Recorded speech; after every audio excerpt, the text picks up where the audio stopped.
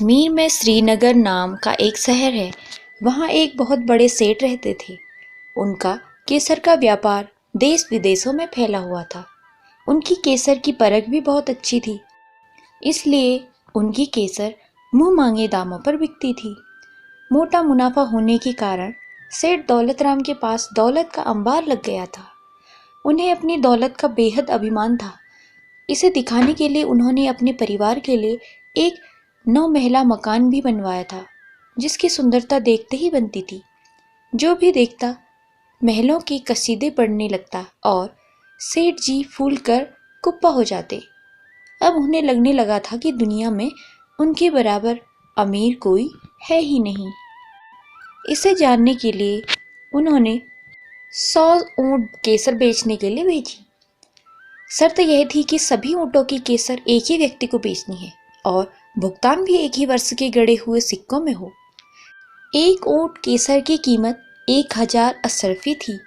सेठ जी के कारिंदे केसर लिए हुए देश विदेश में भटके, परंतु 100 ऊँट केसर खरीदने वाला सेठ कोई भी नहीं मिला और एक ही वर्ष के सिक्कों में भुगतान तो नामुमकिन सी बात थी। इसलिए 1 साल तक दुनिया भर में भटक कर कारिंदे केसर के ऊँट लेकर वापस आ गए। अब तो सेठ जी के अभिमान का कोई अंत ही नहीं था।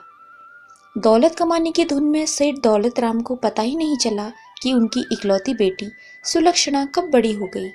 सेठानी जी उन्हें बार बार उसके विवाह के लिए याद दिलाती रहती, पर उन्हें वह हमेशा बच्ची ही नजर आती।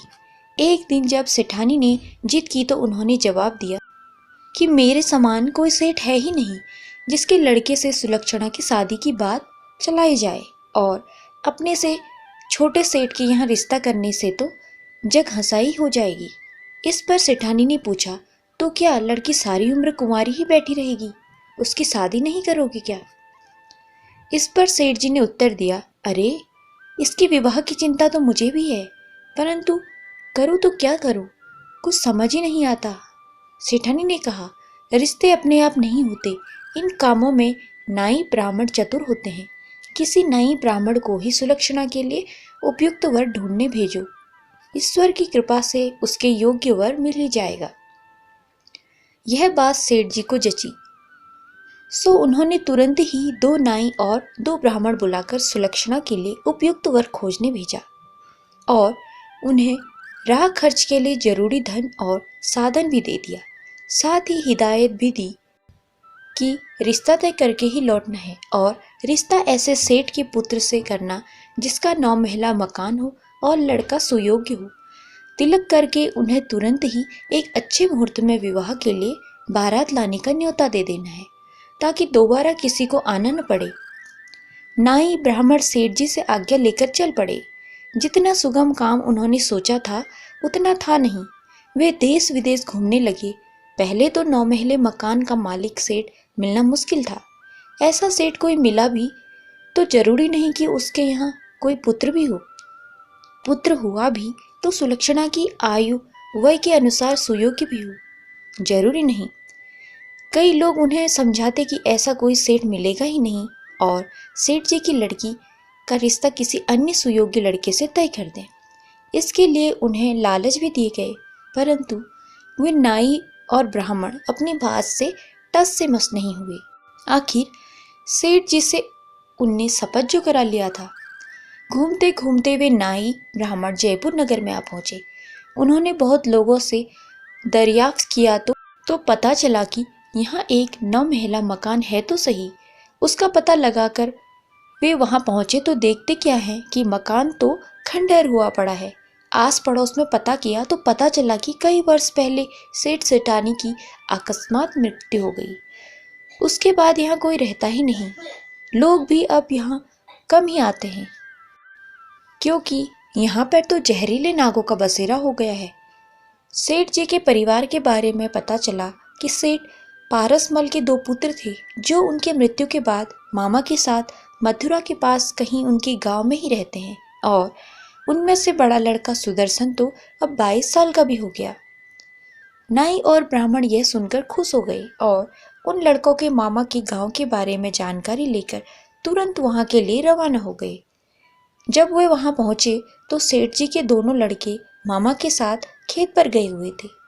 नाई ब्राह्मणों को जलपान कराकर मामा को खेत पर खबर भेजी गई तो मामा, उनका लड़का, जयपुर वाले सेठ पारसमल के दोनों बेटे सभी घर आ गए। आते ही मामा और उनके पुत्र ने सबको दूर से ही हाथ जोड़कर प्रणाम किया।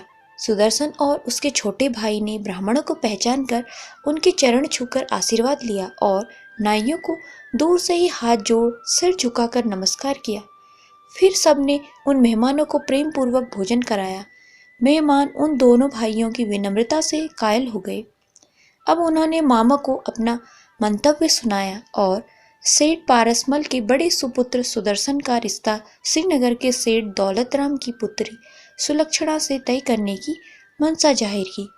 इस पर मामा ने कहा, वैसे तो बहन के दोनों बच्चे भी मेरे बेटे मोहन के बराबर ही हैं और एक समय उनके बराबर इस क्षेत्र में कोई सेठ भी नहीं था, परंतु अब उनके पास कुछ भी नहीं है। वास्तव में तो वे दोनों मेरे यहाँ मेरे ही टुकड़ों पर पल रहे हैं। सुदर्शन की बजाय अगर आप मोहन से रिश्ता तय करें तो ज़्यादा अच्छा रहेगा। हमारे पास 3000 बीघे खेती है, नौकर चाकर भी लगे हुए हैं। सेठ दौलत राम की बेटी हमारे यहाँ बैठी राज करेगी और आप लोगों को भी ढेर सारी भेंट पूजा मिलेगी। सुदर्शन को तिलक करके आप लोगों को कुछ नहीं मिलने वाला। परंतु सेठ दौलत राम की कसम से बंधे हुए नाई और ब्राह्मणों ने मामा की बात नहीं मानी और जयपुर के सेठ पारसमल के बड़े बेटे सुदर्शन को ही सेठ दौलत राम की इकलौती बेटी सुलक्षणा के रिश्ते का तिलक कर दिया। ब्राह्मणों ने पंचांग में एक उत्तम मुहूर्त देखकर सुदर्शन और उसके मामा को बता दिया कि चैत्र माह के बाद बैसाख कृष्ण अष्टमी को विवाह का अति शुभ मुहूर्त है। इसलिए मुहूर्त की तिथि से पूर्व ही बारात लेकर श्रीनगर के सेठ दौलतराम की 9 महला हवेली पर पहुंच जाना। मामा मामी ने अनमने से स्वर में हामी भर दी और उन नए ब्राह्मणों को भोजन कराकर कुछ दान दक्षिणा देकर विदा कर दिया। सेठ दौलतराम के भेजे हुए नाइयों और ब्राह्मणों ने आपस में तय कर लिया कि वे सेठ दौलतराम को जयपुर के सेठ पारसमल की मृत्यु और उनके बच्चों की वर्तमान दशा के बारे में कुछ भी नहीं बताएंगे, क्योंकि ऐसा करने से सेठ जी नाराज हो जाएंगे और उनमें से किसी को भी सेठ जी की ओर से मिलने वाली भेंट पूजा नहीं मिलेगी। वापस पहुंचकर उन्होंने सेठ पारसमल की 9 महला हवेली, उनके ऐश्वर्य और आव भगत का खूब बड़ा चढ़ाकर वर्णन किया। सुदर्शन तो गुणवान था ही, ये सब सुनकर दौलतराम खुश हो गए और उन सबको दिल खोलकर दान पूजा दी। नाइयों को भी उन्होंने मालामाल कर दिया। आखिर वे उनकी इकलौती बेटी की शादी तय करके आए थे और वो भी एक ऐश्वर्यवान सेठ के बेटे के साथ। जयपुर के सेठ पारसमल का नाम उनके लिए अनजाना नहीं था। हीरे जवाहरात के व्यापारियों से वे उनके ऐश्वर्य, उदारता और पारखी नज़र के बारे में सुनते रहते थे। भले ही विवाह की तारीख अभी 6 महीने दूर थी, पर सेठ दौलतराम ने विवाह की तैयारियां शुरू कर दी थी। सबसे पहले उन्होंने जनवासे के लिए एक बहुत बड़े भवन को ठीक कराया और उसमें बारात ठहरने की पूरी व्यवस्था कर दी। विवाह के लिए एक आलीशान मंडप भी तैयार हो गया, जिसकी शोभा इंद्र सभा से भी बढ़कर थी। विवाह मुहूर्त के 15 दिन पहले ही हलवाई आदि ने अनेक प्रकार की मिठाइयाँ और नमकीन आदि बनानी शुरू कर दी थी। आखिर 9 महला हवेली के मालिक सेठ पारसमल के बेटे की बारात आने वाली थी और इतनी बड़ी बारात के स्वागत में किसी भी चीज की कमी नहीं पड़नी चाहिए। इधर मामा के घर कोई हलचल ही नहीं थी, मानो न मानो कुछ हुआ ही न हो और नहीं कुछ होने वाला हो। जब विवाह के मुहूर्त में केवल 2 ही महीने रह गए तो सुदर्शन ने मामा से कहा, मामा जी, बारात ले जाने की भी कोई व्यवस्था करनी चाहिए। आखिर 25-30 दिन तो वहाँ की यात्रा में ही लग जाएंगे। श्रीनगर बहुत दूर है। मामा ने कहा, बेटा, मेरा और मोहन का तो जाना संभव ही नहीं है। हम लोग कुछ खेती और कुछ अनाज के व्यापार से धन कमाकर अपने परिवार का गुजारा चलाते हैं और अब तो तुम दोनों भी यहीं पर रहते हो, तो कटाई के मौसम में तो हम कहीं जा ही नहीं सकते। गांव में से देख लो, जो भी साथ जाना चाहे उसे अपने साथ बारात में ले जाओ। सुदर्शन समझ गया कि मामा उसके साथ बारात में नहीं जाएंगे। तो उसने गांव में कुछ लोगों से बातचीत की, परंतु यदि दूल्हे का मामा ही बारात में नहीं जा रहा हो तो दूसरा कौन तैयार होता। बस एक बूढ़े कोचवान ने जाने की हामी भरी और अपनी बैलगाड़ी भी बढ़ई से सुधरवाकर तैयार कर ली। एक बैल उसके पास था, एक बैल मामा ने शर्म के मारे दे दिया कि नहीं तो गांव के लोग थू थू करेंगे। सारी तैयारी चलने की हो गई तो मामा ने रास्ते के लिए बैलों का चारा बैलगाड़ी में भरवा दिया।